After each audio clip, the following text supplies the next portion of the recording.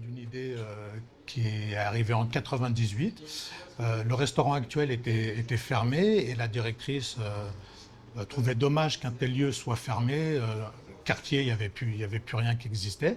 Et l'idée, c'était pourquoi on n'investirait pas le Café Cygne, mettre nos travailleurs en situation de handicap sourds et de manière à avoir une ouverture sur le quartier et une inclusion de nos personnes. L'idée, c'était que le monde des entendants et le monde des sourds se rencontrent dans un lieu qu'on voulait très convivial.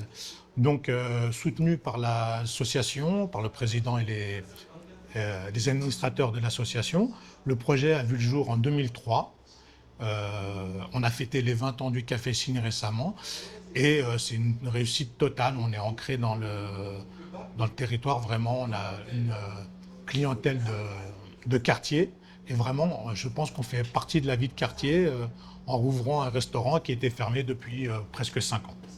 L'objectif premier de ce projet, c'est vraiment l'inclusion de la personne handicapée dans le monde du travail ordinaire, à la rencontre d'un monde que finalement elle connaît pas énormément. Et le deuxième objectif, c'était vraiment de présenter la surdité, de montrer ce qu'était la surdité et la langue des signes.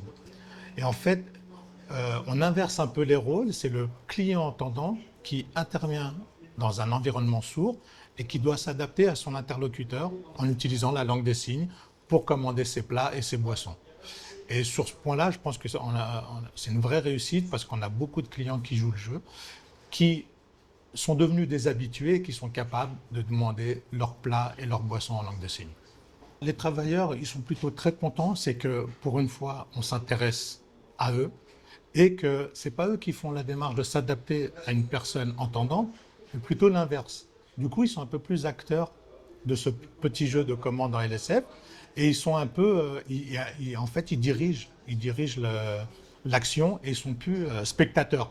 Là, ils sont vraiment acteurs, la langue des signes leur appartient et c'est eux qui un peu dirigent le client. Bon appétit.